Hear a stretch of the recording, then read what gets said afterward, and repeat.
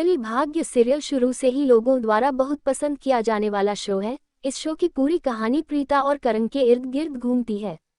तो आओ जानते हैं कि इस एपिसोड में क्या होने वाला है। प्रीता गुरप्रीत को बताती है कि शौर्य की माँ उससे मिलने नहीं आई, जो बहुत अजीब है। वह कहती है कि अगर उन्होंने उसे अनुमति दी होती तो वह पूरी रात उसके साथ रहती, क्योंकि वह बहुत अकेला और उदास है। प्रीता कहती है उसे बताया गया है कि उसका परिवार रास्ते में है, लेकिन उसे लगता है कि उसकी माँ उससे मिलने भी नहीं आएगी।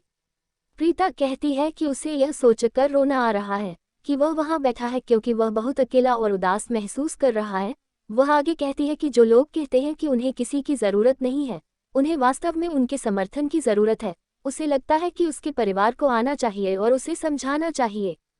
प्रीता ये कहते हुए भावुक हो जाती है कि उसे लूथरा हवेली जाने का मन हो रहा था, लेकिन फिर उसने सोचा कि वह किस अधिकार से वहां जाएगी। गुरप्रीत उसे थोड़ा पानी पीने और शांत होने के लिए कहती है। तब प्रीता कहती है कि वह तब तक शांत नहीं होगी जब तक कि शौर्य को छोड़ नहीं दिया जाता।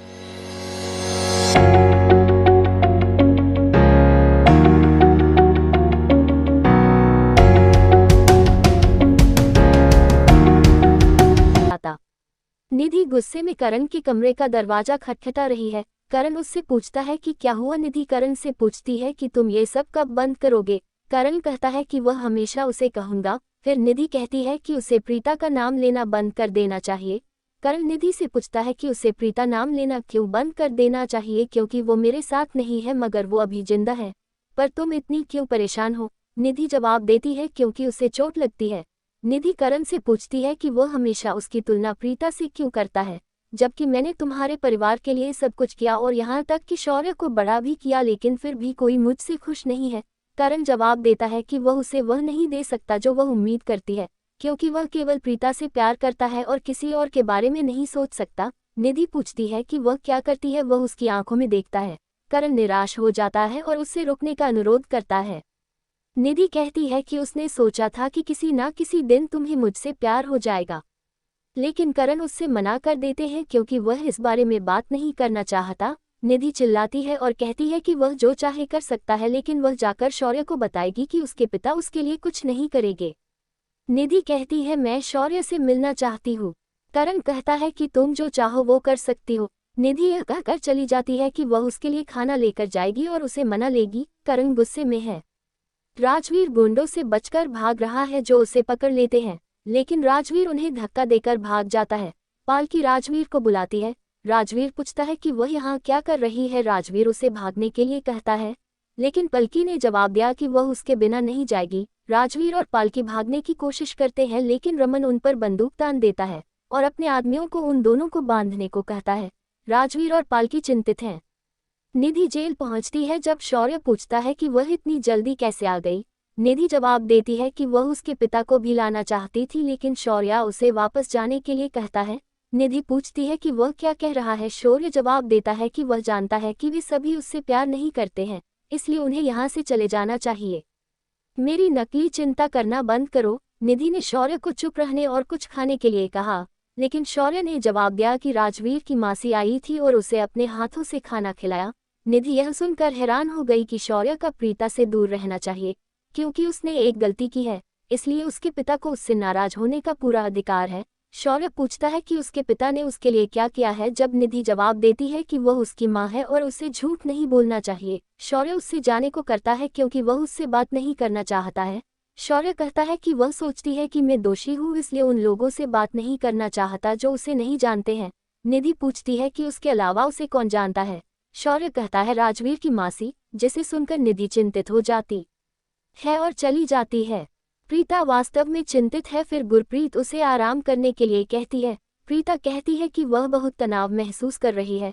शनाया पूछती है कि क्या किसी ने पालकी को देखा है, और मोहित भी राजवीर के बारे में पूछता है। शनाया कहती है कि उसने राजवीर को पुलिस स्टेशन में देखा था और वह पालकी के साथ चला गया था, इसलिए उसने सोचा कि वे यहाँ होंगे। प्रीता को आश्चर्य होता है कि वे दोनों कहाँ हैं। प्रीता राजवीर को फोन करने की कोशिश कर रही है। गुरप्रीत भी मोहित को फोन करने के लिए कहती है, जब शनाया कहती है कि पालकी का फोन नहीं लग रहा है। निधि कांस्टेबल से टकरा जाती है और कहती है कि तुम देखकर नहीं चल सकते। निधि पहचानती है कि वह सूर्या है, इसलिए सोचती है कि उसे अपने बेटे के मामले में उनकी मदद की जरूरत है। सूर्या निधि से कहता है जाओ और अपने पति से कहो कि वह मेरे ऑफिस में आकर उससे माफी मांगे।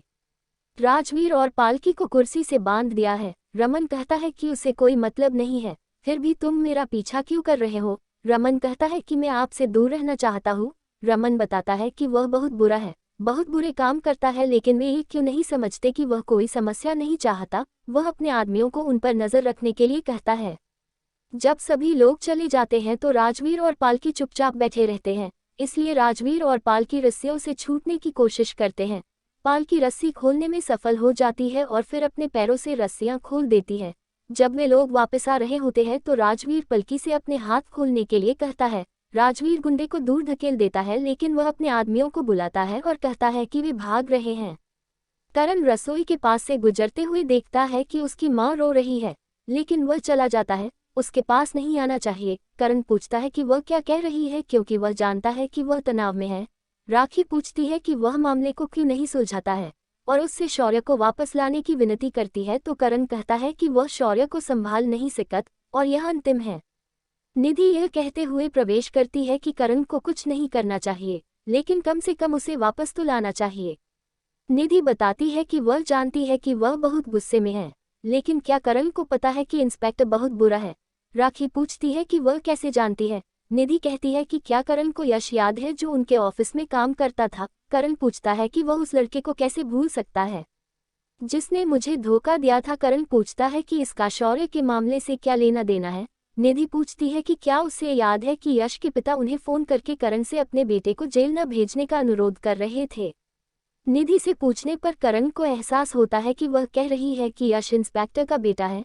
निधि जवाब देती है कि इंस्पेक्टर चाहता है कि वह माफी मांगे, जिसके बाद वह शौर्य की मदद कर सके। करण मना कर देता है, लेकिन राखी समझाती है कि अगर माफी से सब कुछ सुलझ सकता है तो करण को चले जाना चाहिए, इसलिए वह चला जाता है।